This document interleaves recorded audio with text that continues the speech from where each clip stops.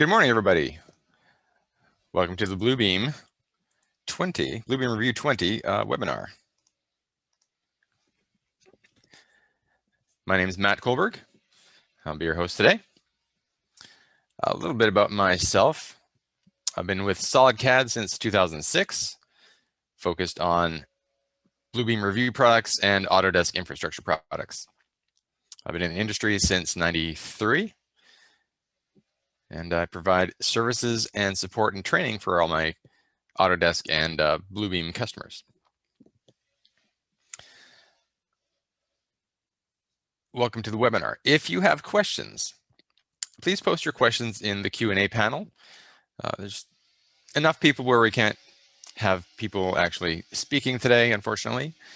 So please post your questions in the Q&A panel, and I'll do my best to have a look at those periodically during the webinar and answer them when I can.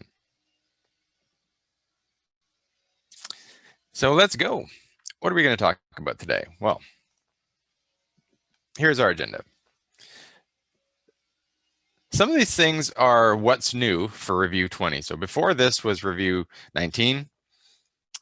Revu 20 was released earlier this year. And Bluebeam has provided us with some very helpful and useful new features.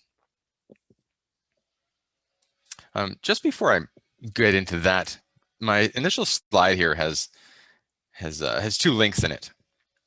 Release notes and product suggestions. So when you have any version of Revu installed and you want to figure out, should I upgrade to Revu 20, for example? Well, that's up to you, obviously. But, one way that you can help yourself decide whether or not to upgrade or install the latest and greatest is just to simply come here to the Bluebeam release notes. In here, you're going to see all of the new features for pretty much all the products, starting here at the top with Revu 20, right? What's new? Some stuff with Studio, some stuff with Markups List, measurements, some other new features, not just what's new, but what's been fixed as well. So if you have experienced a defect, let's say, you can come here and see if your defect has been fixed. Now, I've been in the industry long enough to understand that there are small features and small defects that are fixed that don't necessarily show up in this list. So even though your defect that you experience isn't in this list, there is still a chance that the defect was repaired. So there's some release notes for 2019.1.2 and so on. So you can come here to figure out what's changed. Now, what about when you have an idea? You're like, ooh, I wish Bluebeam Revu would be able to do this for me. How do you get your idea across to the developers and the managers at Bluebeam? Well, if you just do a simple Google search for Bluebeam product suggestions, it's going to bring you to this page. So you first choose your product, and then you can describe in a couple of maybe paragraphs what it is that you like. Honestly, I don't know how many of these suggestions are rolled up into new versions of the software, but this is where you go to give Bluebeam your feedback.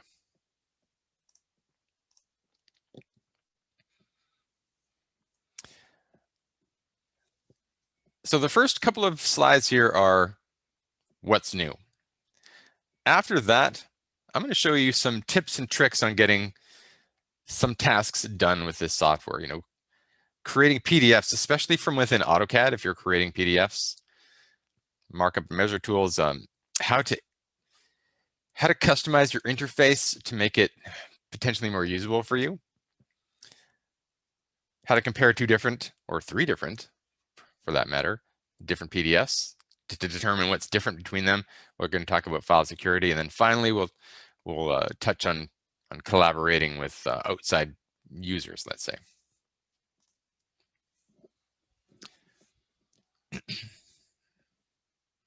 So number one, permissions. This is a new feature in Bluebeam. Here, let me shut off my camera here.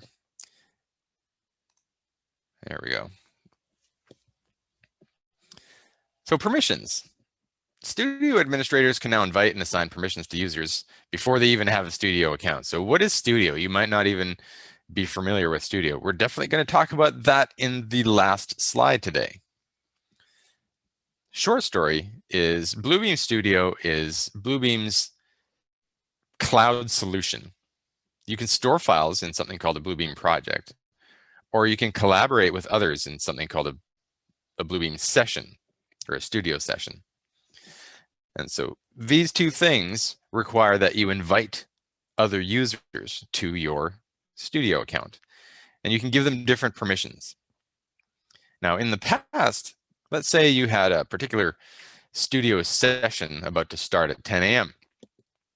You'd have to, if you wanted to send them a reminder, you would have to, let's say, find your Outlook meeting invitation or however else you invited your attendees and send them a reminder with an additional app. So the Revu 20 new feature is this. We can assign permissions before our users have an account, and then we can manage our notifications right within Bluebeam Revu instead of having to rely on a different app to send different emails. So right here, the attendees portion is really just a screen capture of a review session. And there's the send reminder button. So whomever you've invited, you can click that button and Bluebeam will send the email directly from your session as opposed to from your own personal email. In addition, we can see who's joined the session and who has yet to join the session. So here's how I would probably use this feature. If I'm working with an organization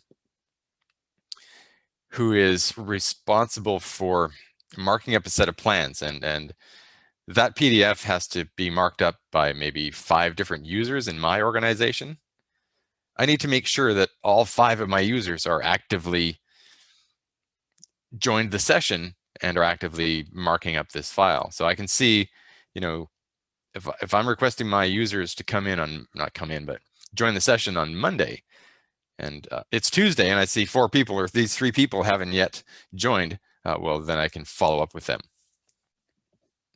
So this is a feature for Bluebeam Studio.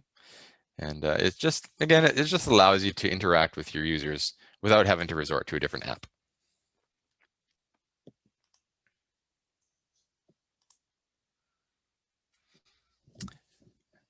Markup filters.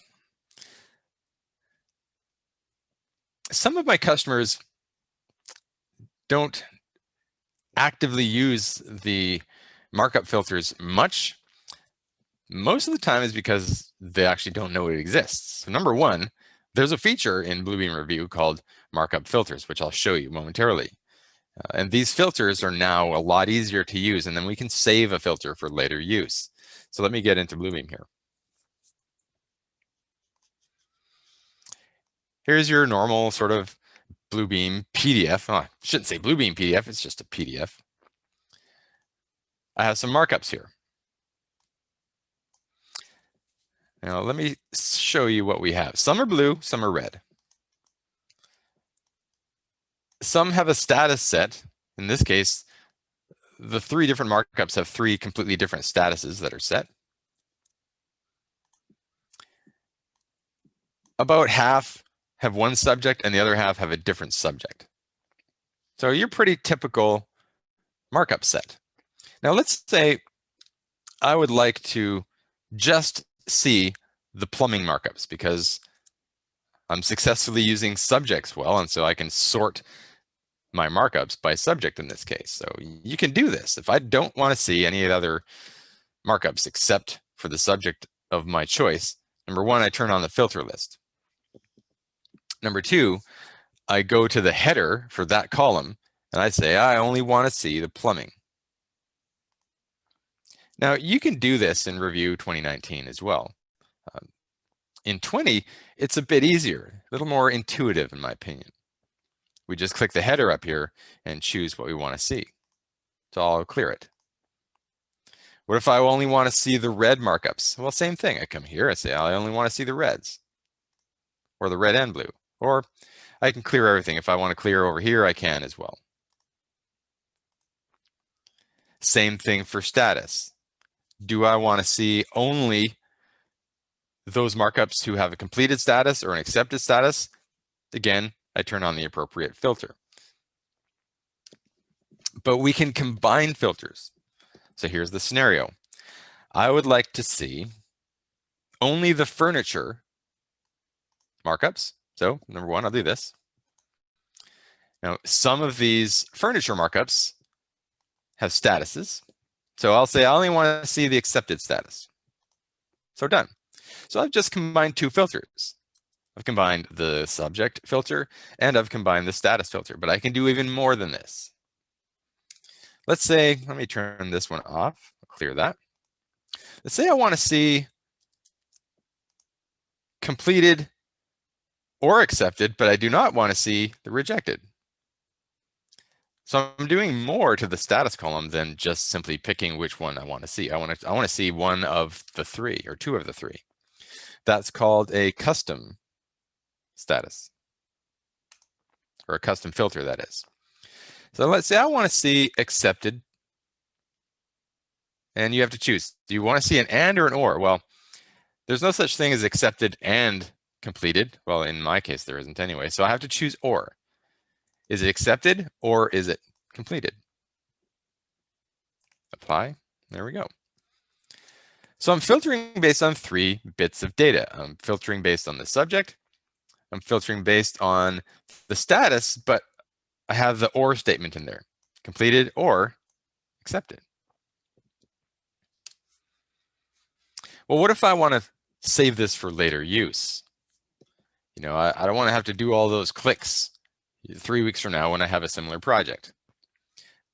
Another new feature in Revu 20 is the ability to save a filter. Now, I've already got one saved here, but basically I would just have to type a new name in there and I've just saved a filter. So let's see what this one does. Well, that one is very similar to the one I just did, actually. So what I'll do to make it a little more clear for you, I'll clear that up, and then I'll set the blue furniture current. So very quickly, I can go back to the exact filter markup that I wanted. I'm showing furniture markups that are color blue and who have accepted or completed status.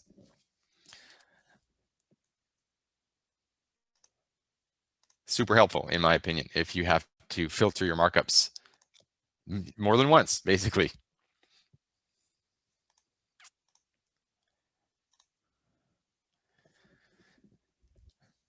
Another new feature is markup and measurement tools. So text boxes and callouts are essentially interchangeable now, right? Look at the image in the bottom. It's a text box with 4 arrows in it. Really, a callout is a text box with arrows, and a text box is a callout where you don't have any arrows. So essentially, those two things are interchangeable. So let's go try it out. All right, first thing, what is this? I mean, we probably know that this is a callout because it's a text box with arrows. But I just want to show you, indeed, it is a callout, looking at the properties.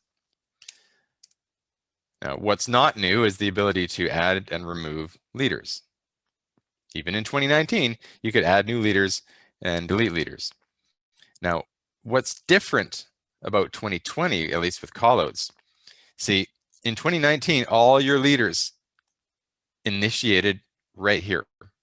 Even if I wanted to point to the left, the leader would start there and it would have to go this way. In Revu 20, when I add a leader, the initiation point will be the closest spot on the text box. So if I want to add a leader down here, great. If I want to add a leader to the left,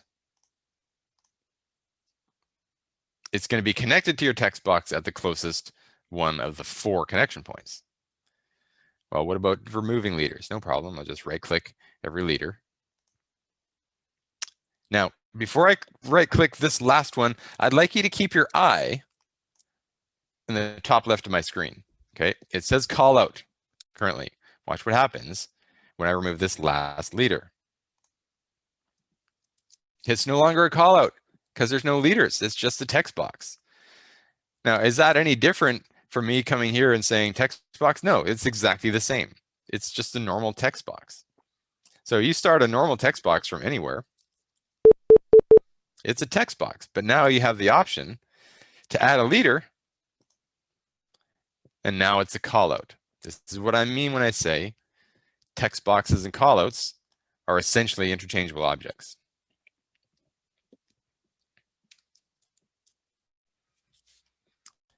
Multiple leaders we talked about already. A new shape for your text boxes is just a hexagon, right? We had a circle, a triangle, and rectangle before. We now have the hexagon.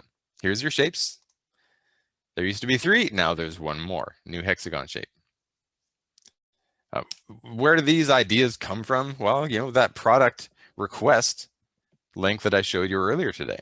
If you need a hexagon shape or an octagon shape, maybe whatever, go to that link, make your request, and then maybe next year it'll happen. If a request has the most views, let's say, I shouldn't say views, but if enough people request the same thing, Bluebeam would definitely take those into more consideration than just one person with one request.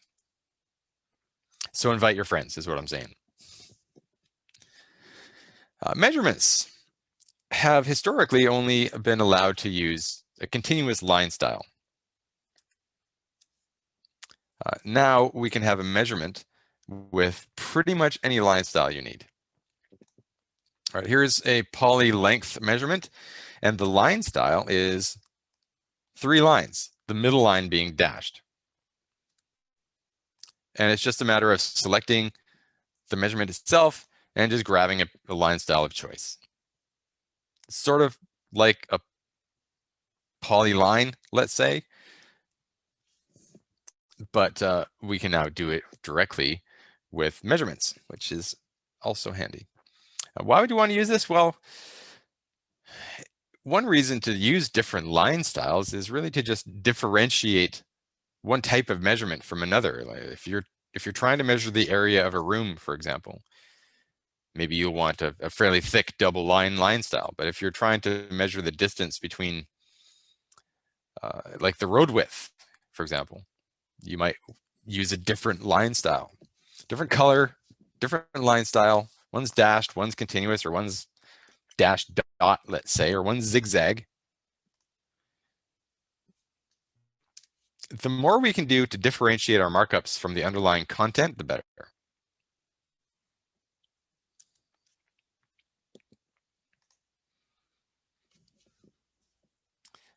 All right, there's a couple more things, what's new or what's fixed. I encourage you to check out the release notes after the webinar today to look at the entire list. I sort of picked the ones that I thought were the most popular, the best ones. And so from now on, let's talk about some tips and tricks. Now I'm going to take a look in the Q&A panel to see if there's any questions. I don't see any. Okay. So creating PDFs, just some tips and tricks here. Personally, I love using headings and bookmarks. So when you're creating, let's say, a PDF from AutoCAD or Microsoft Word, Microsoft Word uses heading styles, or at least it can. If you're a power Microsoft Word user, you're going to make use of Microsoft's heading styles. And so what you can do with those is when you use Microsoft heading styles and you print the PDF with the bookmarks option turned on, Revu is going to show you the bookmarks. Let me show you.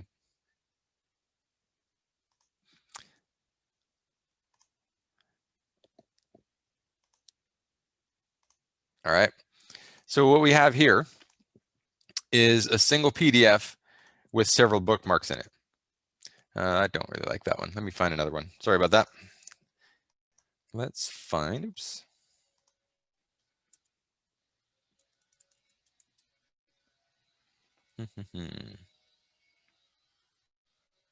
Uh-oh. I don't see it. Bear with me for just 1 second. Oh, I thought I had that one. Sorry. Long story short, I don't have it here. I thought I did. Essentially, what a bookmark is, oh, this one works. A bookmark is a place in the drawing where you can quickly go. So if you have a table of contents right here, like in Microsoft Word, it'll create bookmarks for you, and you can quickly navigate to different parts of the PDF with those bookmarks. So I highly recommend when you can embed your bookmarks to go ahead and do it, because it's really easy to navigate the file this way. With an AutoCAD file, you can create bookmarks to different, let's say, paper space layouts when you create a multi-page PDF. And so each one of these things will go to your different layout. I did see a couple questions come in, so let's see. Joe says, I have an odd question. What are you using to click through the presentation? A mouse, DigiPen, wondering what hand tool is best for Bluebeam. Oh, I'm just using my mouse to click through, Joe. Susan asks, if there's time, can you please show how to calibrate a drawing so the measuring on the drawing is to scale? If there's time, I'm going to talk briefly about calibration. So Susan, yes, if I can manage it, I will show you.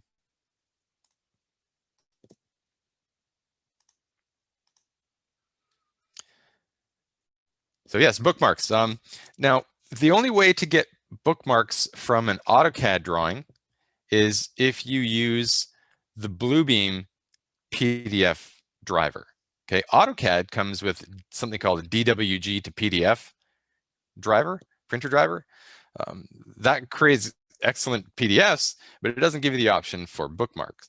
Here's what you see with the Bluebeam PDF printer from within AutoCAD. Right, so you can create bookmarks by drawing layout, by drawing only, by layout only, etc. Or dynamic should maybe be customized because you can create layouts, sorry, bookmarks using a bunch of different options. So if you want bookmarks in your AutoCAD drawings, you have to use the Bluebeam printer instead of the out-of-the-box AutoCAD printer.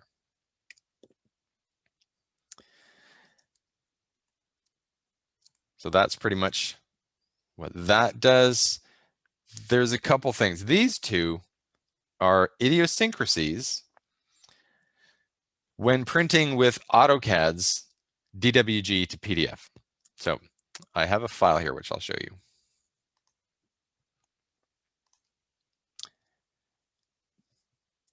If you've ever seen this, and it's almost certain that you have, if you're opening PDFs that were made from AutoCAD.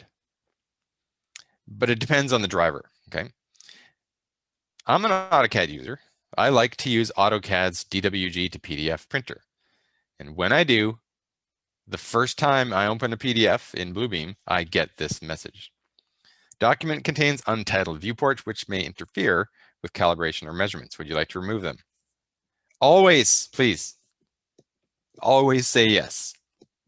Whenever you see this, say yes, please.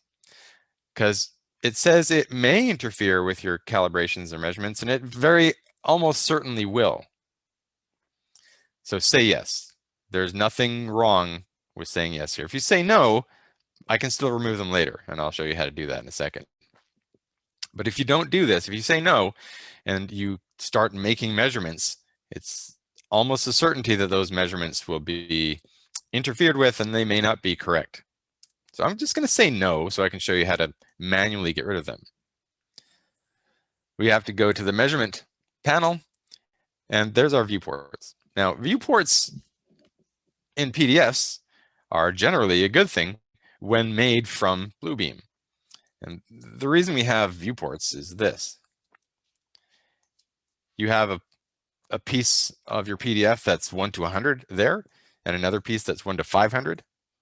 Well, you can't just calibrate the entire page. We have to calibrate this piece separately from this piece. And so that's what viewports are. It's a rectangle on your PDF that defines a calibration. And so this highlighted blue thing, that's the AutoCAD viewport, which is a sort of an anomaly, and we really don't need it. In fact, we really don't want it there. So in the measurement panel, we just come here and delete that viewport. So if you manage to say no to that warning message, we can very easily get rid of it later. So please, when you see the message about untitled viewports, definitely get rid of them. Okay, that's sort of idiosyncrasy number one. Now, if I'm an engineer and my job is to send this PDF to some outside source, hopefully I know this thing exists. So what I'm going to do is, after I make my PDF, I will open it and get rid of those viewports before I send the thing away so that they don't have to deal with it. Okay? If you're a consultant or an engineer, I recommend opening this in Bluebeam, getting rid of those viewports. Now, in my research, I found something interesting about those viewports. Because we don't know if our recipient has Bluebeam or, let's say, Adobe or some other kind of PDF viewer. Now, I don't have Adobe Professional, so I can't verify this, but in my research, I found that when this file is opened in Adobe Pro, there is no word about those untitled viewports. But it still does, it still does affect measurements, even with Adobe Pro. So the viewport's still there. It's just Adobe doesn't know about it. And when you make measurements with Adobe, again, according to my research, they're still affected. Bluebeam sees the viewports and it gets you to delete them if you want. And so Bluebeam sees them and gives you options. Adobe doesn't. Again, I can't verify that because I don't have Adobe Pro.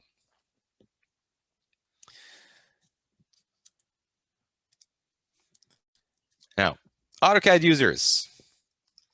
I should have put this up as a poll. Oh, shoot, it's too late. That's okay. So my question to you, even though you're not going to be able to answer, AutoCAD users, do you use SHX fonts or do you use TrueType fonts? Now, SHX, what it is, if you're not familiar, is the font that Autodesk gave us in the 80s when AutoCAD first came out. It wasn't until, I don't know, mid to late 90s where Windows came out and they gave us TrueType fonts. Now, in the beginning, AutoCAD and TrueType fonts didn't really get along all that well, but that was 20 years ago. So if one of your arguments for not using TrueType fonts is it doesn't perform well, that doesn't really affect us anymore. There are a lot of reasons not to use SHX fonts, at least when it comes to PDFs. So without going into too much detail, please, if you at all can avoid them, try not to use the out-of-the-box AutoCAD Roman S, Simple X, SHX fonts. One reason, when you open a PDF, depending on how you've printed it, it may not be searchable. Your text may not be searchable. TrueType fonts, the text is definitely searchable. Another interesting thing that happens, at least with Bluebeam, right? Here's a typical page. It's got tons of text on it. AutoCAD, MText, or normal text, whatever. Where did these come from? Right? These are markups, right? They're in the markups list. But look at the author. The author is AutoCAD SHX text. Now, you may or may not get these because there's a certain way that you have to print a PDF to get this. There's a feature inside AutoCAD that is sort of a kludge because when we use SHX fonts, the text is not searchable in the PDF. Autodesk realized this, and so there's a setting inside AutoCAD that makes these funky markups happen. And you can turn that setting on and off. So if someone has that setting off, you won't get these. But if they have it set on, you will. If the originator of your PDF uses the Bluebeam printer driver, you won't get these. Bluebeam itself actually has another feature for turning SHX fonts into searchable text. So true, we can search SHX text, but there's a couple of hoops that we have to jump through. Now, when I start making my own markups, they'll obviously appear here in the markups list. They're going to have a different author. So long story short, these funky markups allow us to be able to search text, even though they were created with SHX fonts. With one caveat. When you go to search, you absolutely have to have that turned on. And that is not turned on by default. So if you go to your Bluebeam and you go to try to search for text, it's almost a certainty that that is not checked. And then you're not going to find anything. So that has to be checked because these are markups. It's going to search through markups. So like I said, you can search SHX text, but there's a bunch of hoops that we have to go through. In addition, these add to the size of our PDF and they add to the degradation of performance. If you have thousands of pieces of text, there's going to be thousands of markups and it will affect your performance. So if it's affecting your performance, you probably want to get rid of them. So I can highlight a bunch and, oh, wait a minute. No, I can't delete them. See, these funky markups cannot be deleted. Now you might think, well, if you delete those, it's going to delete these. No, it's not, right? The PDF content is still there. It's just sort of duplicated as markups. But if it's affecting our performance, how do we get rid of them? The only way to get rid of those is to flatten it. And so once I hit flatten, there's some options for flatten, but I'll just go ahead and flatten it. See, the markups are gone, but the content is still there, so don't worry. The good thing is I've just increased my performance because I got rid of those markups. So I had a customer earlier this year complain about bad performance with Bluebeam, and I think he had about 10,000 markups in here. We flattened it, and his performance just was, well, it was way better. So that's what can happen when you use SHX fonts inside AutoCAD. So yes, again, SHX, this feature is actually good because it allows us to search text, but guess what? If I just use some kind of true type font like Arial, I wouldn't have to run through these hoops and my performance would actually be better. So lots of reasons not to use SHX fonts in AutoCAD. All right, I saw a couple of questions come in. Let's take a look. Jeff says, what is the AutoCAD setting to not get these SHX markups? I believe I have that in here. No.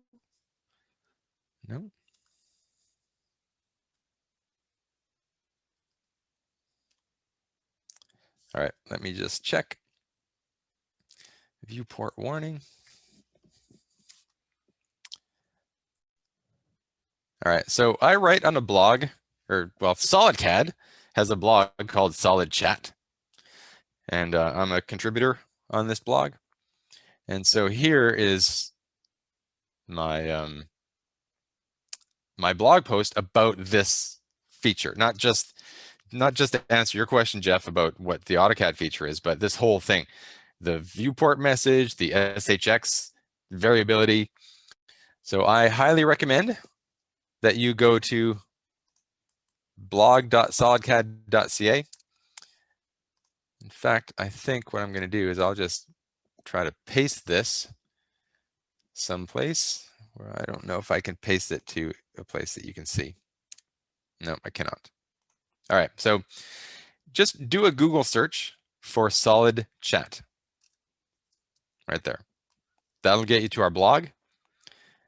And then do another search within the blog for AutoCAD and Bluebeam, and you'll see my smiling face, and you'll be able to see my article. Now, to answer your question, Jeff, what's the setting? I just need to find it. Odd markups, flattened. There it is, right there.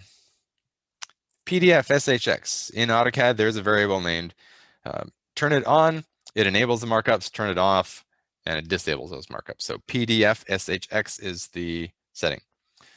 There's a link here where you can read more about it.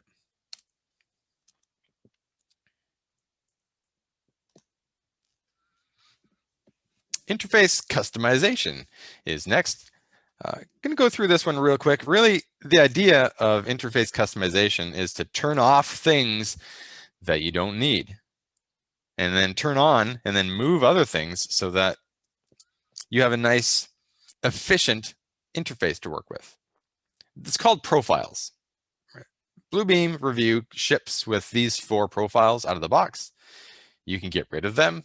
You can create your own profiles, and really all a profile is you modifying your interface. For example, the image on the left shows some scroll bars. The image on the right, no scroll bars. The image on the left has some toolbars here. The image on the right, no toolbars. Image on the left has a bunch of panels on the left side. Image on the right, just a couple of panels. So if you don't like navigating through a whole whack of buttons to find what you want, turn all the other buttons off. So I'm just going to do it real quick for you here. Here I am in Revu, and I'm just going to create a brand new profile. How do I do that? Well, I go to Manage Profiles. There I am. I'll add just my initials. That profile is now active. And now, as I'm deleting things or moving things around, right, there's a toolbar. Let's say I want to move that over someplace, or if I want to get rid of it, I can get rid of buttons over here. So hide that button, right click, hide. All right, so I've hidden some buttons, I've moved some toolbars around. You know, I can even move this toolbar up here if I like it there instead. So I've modified my interface, I've modified my profile. When I click back to other profiles, the interface will change back to how it looked then. I'll go back to the one I just made.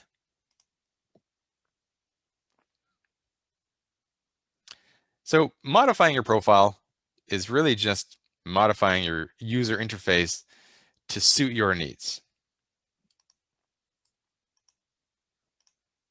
Now, going one step further, you can take this profile and then export it so that the others in your company or organization can then use your profile. So if I come to your desk and I'm like, ooh, I like your profile. Can I get a copy of that profile because I really like it?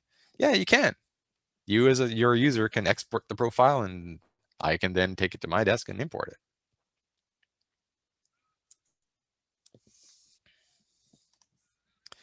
How is our time looking? Good. File comparison and security. So let's talk about file comparison first. Let's say we have 2 files, and my goal is to determine what's different between the 2 files. There are several ways I can make this happen. Now, don't need this, don't need that, and I don't need this. So these 2 files, overlay 1 and overlay 2, they are slightly different. Well, one way to determine what's different is to just switch back and forth and rely on your memory and your eyes to figure out what's different. I can see a tree here, and in the other one, can't see a tree. Well, how reliable is this method? It's not particularly reliable. So another method is to split your screen in half, like this. So I'll put overlay 2 on the left, and I'll put overlay 1 on the right.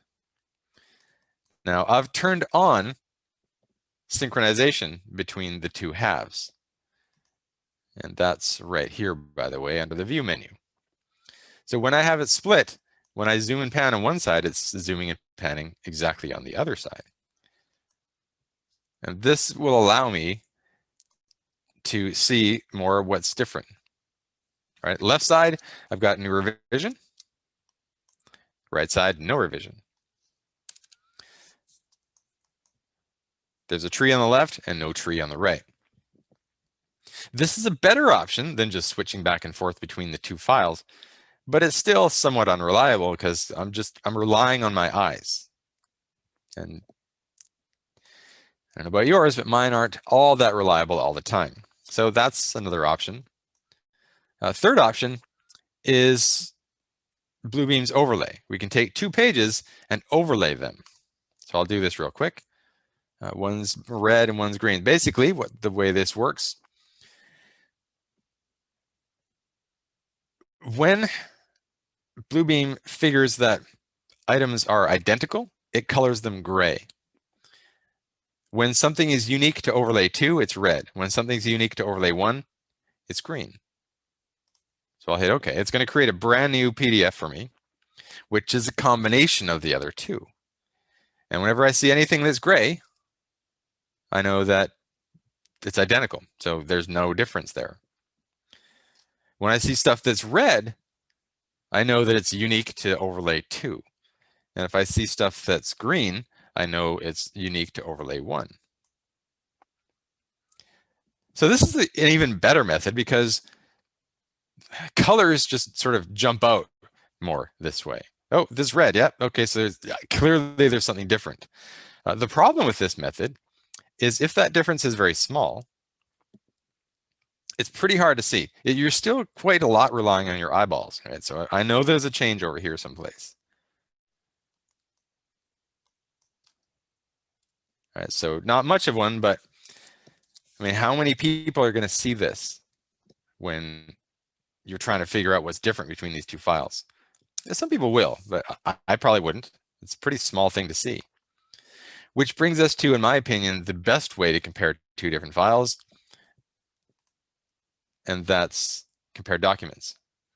Now, on a side note, if you're an AutoCAD user, AutoCAD now has this feature built right in. So you don't actually have to create a PDF, 2 PDFs, and compare them using Bluebeam. You can compare drawings using AutoCAD itself. But I digress. So compare documents is very similar, with one very awesome difference. All right, so I'm going to compare number 2 with number 1.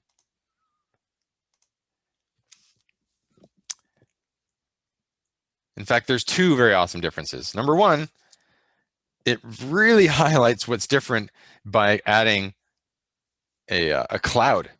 Every place that Bluebeam sees a difference, it adds a cloud. And it's really obvious. Even that little guy over in the corner down here. It's really obvious that there's a difference there. So even using my eyes, it's pretty obvious where the changes are, but it gets even better. So I'm going to zoom in. I'll open up the markups list because those clouds are actually markups. And again, every place that Bluebeam determines there's a difference, it's now a markup. And so I can zoom to each markup, and then I can, when I've addressed it inside AutoCAD, let's say, I can change the status to completed. So I can track my own changes, right? That one's done, right? Let's move to the next one. And then I go to AutoCAD, make a change. I say, yep, I'm happy with that. I'll complete that one. So this is me. I'm the AutoCAD user now. I got a different hat on. This is me. I got this PDF on one side, or sorry, one monitor, and I have my AutoCAD drawing on the other monitor. I'm looking at the PDF, addressing that markup inside AutoCAD, and when I feel I'm done, I come here and set the status to completed. So that's me tracking my changes inside AutoCAD. I love this feature for comparing 2 documents. It's fantastic. Just like the overlay method, a brand new PDF gets created, which is a combination of both.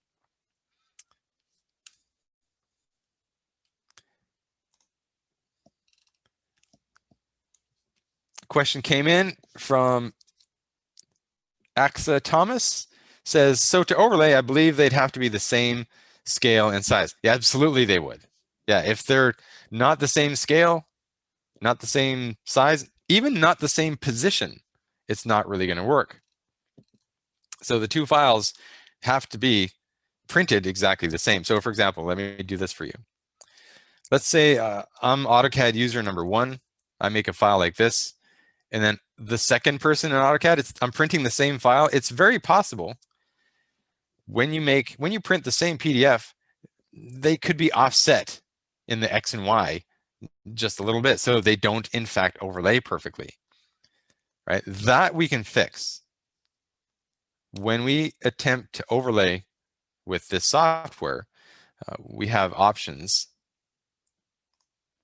for aligning the pages. Right? My two PDFs are perfectly aligned, so I'm not worried about that. But I can definitely align them. But yes, the same size, the same scale, the same position, yeah, that definitely has to be true. So thanks for pointing that out.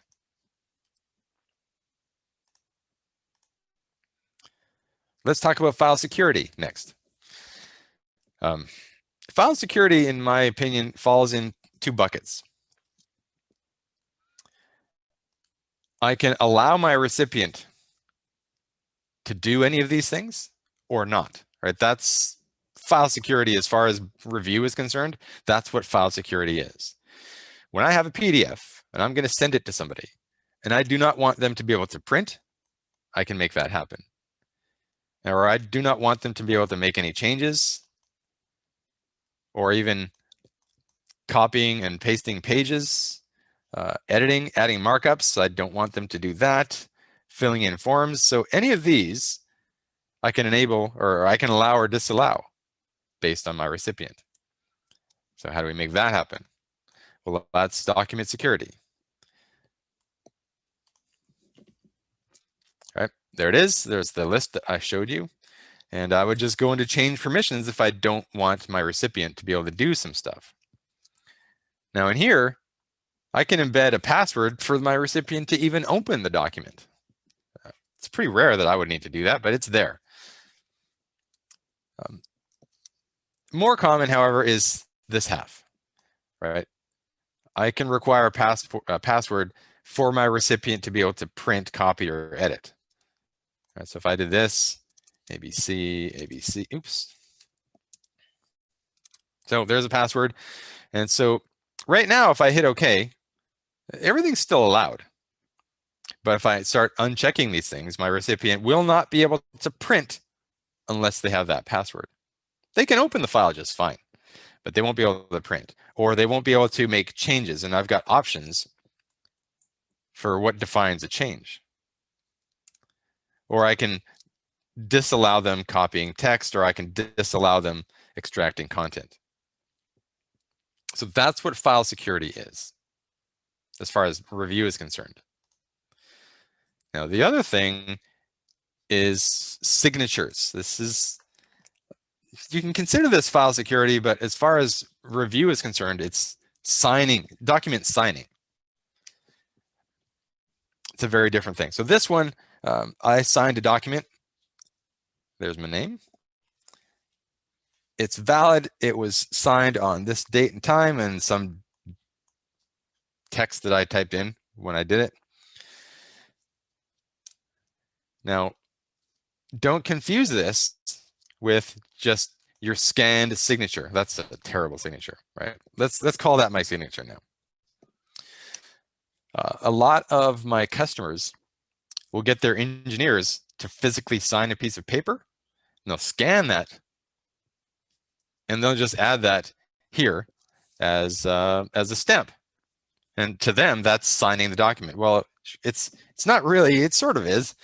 It's your scanned engineer's signature placed on the drawing, which is good, but that is not what is considered a digital signature.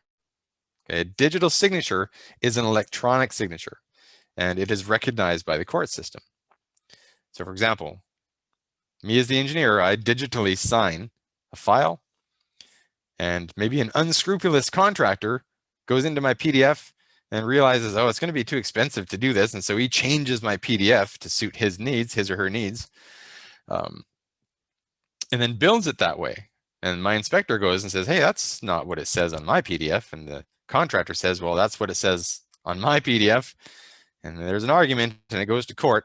And the judge says, okay, well, the engineer's PDF is digitally signed and it is valid, but the contractor's PDF, which started its life as mine, has an invalidated digital signature. Okay, who's going to win that case? Because what happens when somebody modifies that PDF, the signature becomes invalidated, and therefore it's not a valid signature. And so that's what a digital signature is for. And just to show you where it is, it's right here. This is how I would sign the document. I see another question.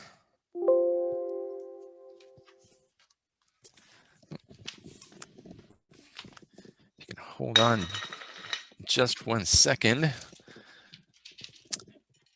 My dog just unplugged my computer for me. There we go. Thank you very much, my dog.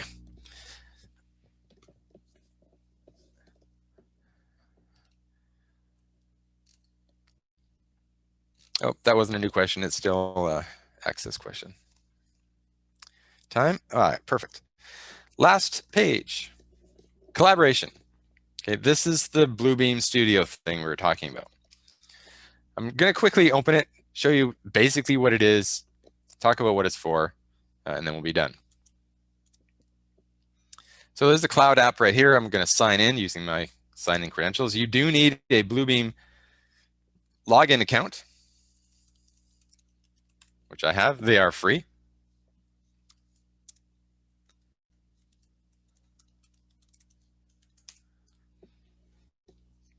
All right, so you can go in, create your own account. Every version of Bluebeam Revu has access to this studio. If you own Extreme, or if you own CAD, or if you own Bluebeam Standard, they all come with access to Studio.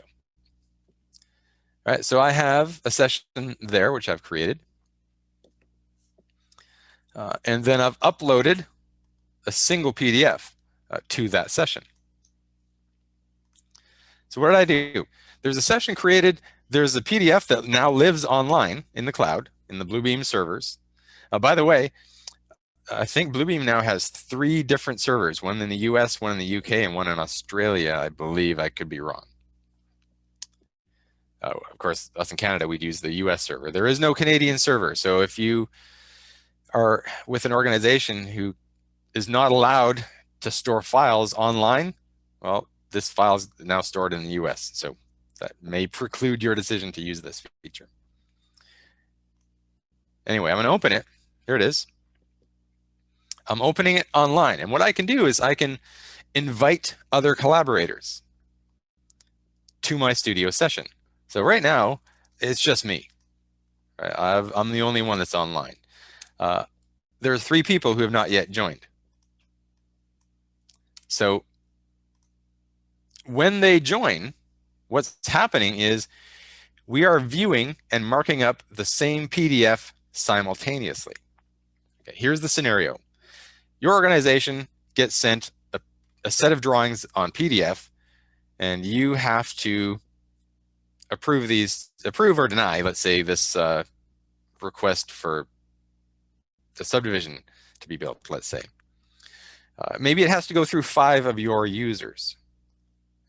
Each one, it takes time. So I got to wait for the first user before me as the second user can do it.